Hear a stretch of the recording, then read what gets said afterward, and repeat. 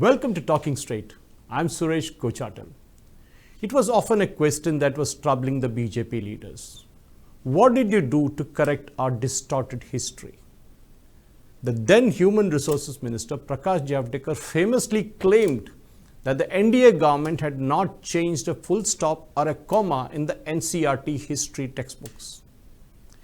The National Council of Educational Research and Training, or NCERT as it is famously known as, has revised its books, including the 12th class history books, by removing the chapters on the Mughal Empire. The change will be applicable to all schools that follow the NCERT syllabus across the country. Actually, these changes were made in 2022, but only recently the news was floated into the public domain. Confirming these changes, senior officials said that the new syllabus and textbooks have been updated from this year, that is this academic year, and are being implemented in various schools across the country. Predictably, the secular brigade is very upset. After all, these commies and jihadis need to keep their ancestors in the history books. How else will they prove that they are not invaders who looted in India? From class 12, chapters relating to kings and chronicles, the Mughal courts, 16th and 17th centuries have been removed from the history books. Themes of Indian History, Part 2. Similarly, NCERT will remove some of the poems and paragraphs from the Hindi textbooks too. As per NCERT, all these changes made will be implemented from the current academic session, as I told you, that is 23-24. Along with history and Hindi textbook, the 12th class civics book has also been revised. Two chapters, which are titled American Hegemony in the World Politics and the Cold War Era, have been removed from the book. By continuing with the changes, two chapters, namely Rise of Popular Movements and Era of One-Party Dominance from Class 12 textbook, Indian Politics After Independence, have also been removed. Changes have been made to the Class 10th and 11th textbooks as well, such as the chapters on democracy and diversity, popular struggles and movements, and challenges of democracy have all been removed from the Class 10th book, Democratic Politics 2. Chapters such as Central Islamic Lands, Clash of Cultures, and Industrial Revolution have been dropped from the Class 11th textbook on the Themes in World History chapter. Let us look at three references to Mohandas Karamchand Gandhi that also have been deleted.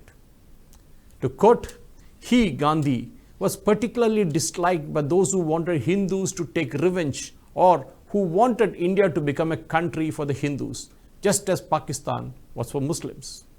The second quote, his steadfast pursuit, that is Gandhiji's steadfast pursuit of Hindu-Muslim unity, provoked Hindu extremists so much so that they made several attempts to assassinate Gandhi.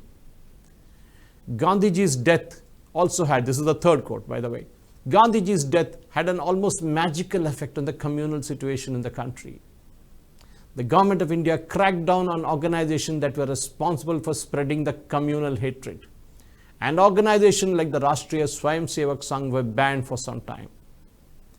These deleted sentences and chapters and lessons have been taught in class 12 students for more than 15 years now as a part of the political science curriculum, and now stands deleted from the NCERT book.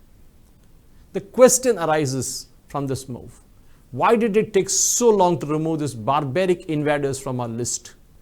Why does the Gujarat riots have to feature in a history textbook, but not a word about the 1984 massacre of 8,000 Sikhs in Delhi and across the country? The problem lies, who wrote our history? First, it was the chroniclers who traveled with the invading armies, be it the Afghans, the Persians, or the Islamists. While a large extent they wrote what was happening, there was a lot of twisting of various events and stories that happened in different points in time. There have been a lot of discussion on the subject of rewriting Indian history for a long time now. The BJP government had made its intentions very clear that it feels that most of the history written in the last 900 years of a country does not do justice to India and Indians. It should have been Bharat actually. That is the problem. It has been mostly recorded from point of the view of the British and the Muslims who ruled India for centuries. The recent history dealing with the Indian freedom struggle and post-independence era has a visible Congress bias since they were in power for a long time. The communists wormed their way into the academics across the country, and committees that decided on what goes into each textbook were also filled with communists. There is no doubt that most of the history across the world has been written with a strong bias toward the victor and those in power. History of World War II is perhaps the best example where the mainly British and Americans have been glorified to a large extent and credited with achieving victory over the Nazi Germany. Well, that was not the whole truth as we all know it. The Muslim and British periods, as also contemporary history of India, are fairly well chronicled and documented, especially the Muslim and British period. History is written mainly from their perspective, and most of the historians were commissioned by them.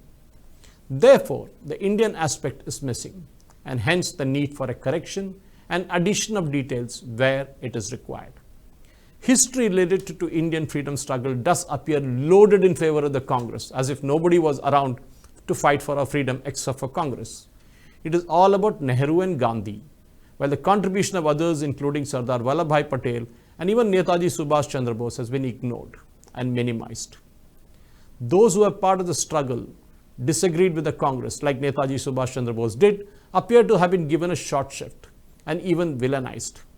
Even Veer Savarkar, who spent years in solitary confinement in the most inhuman conditions, is branded as someone who apologized to the British, which we all know was not the case. Jawaharlal Nehru, who stayed an extremely short spell in jails, which are actually luxury guest houses, is glorified.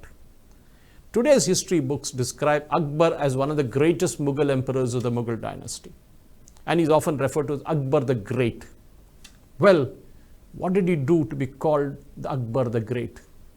Akbar was shown because he was a benevolent king who did not harbor any ill will towards the Hindus. Who said that?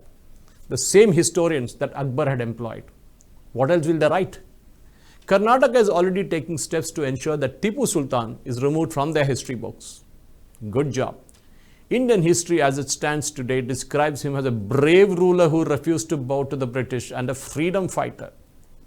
But ask the people of Kodagu, Mangalore, Melkote and northern Kerala, and they will tell you horror stories about this barbarian who killed thousands of people, men, women and children, converted the helpless and demolished hundreds of temples.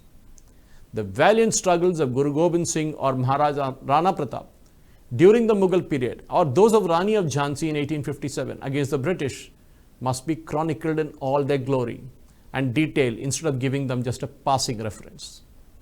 There are many missing links in history of India, like the Ahom dynasty of Assam, who ruled uninterrupted for nearly 6 centuries from 1228 to 1826 AD. But they hardly find a mention in our history books. Take Rani Abbakka from Ulal, who fought the mighty Portuguese army and defeated them, as they made several attempts to capture Ulal as it was strategically placed for them.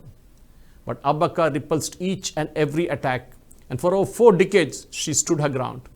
For her bravery, she came to be known as Abhaya Rani, or the fearless queen. She was the one who fought the earliest Indians to fight. She motivated them to fight the colonial powers, and is sometimes regarded as the first woman freedom fighter of India. But she does not even get a footnote in our history books. The Cholas, the Pandya kingdoms, who continually for centuries of exploitation of foreign lands, needs to be highlighted and understood, but have been ignored by our historians. The Cholas and all went beyond India into many other countries in Southeast Asia. But they have been, as I said, not in our history books at all. The history of our nation must convey one clear message to every Indian, irrespective of his caste, creed or religion. While India may have had misfortune of being invaded by the Mughals and the British, they were not us by any stretch of imagination. They came to loot our wealth and exploit our fragmented society. While these invaders and the rule over us is a part of our history, which we cannot do anything about, they or their ways cannot be, I repeat, cannot be a part of our heritage. Indian heritage is what it's all about, being Indian, is Indian, and our culture has evolved over centuries representing our Bharatiya culture. Anything that is alien to Bharat and the Bharat culture may be a part of our history, but cannot be a part of a heritage. It's as simple as that. Thank you for watching. Jai Hind. Please subscribe to Nationalist Hub English channel for more interesting videos, and don't forget to like and share this video. Nationalist Hub, it's a news revolution.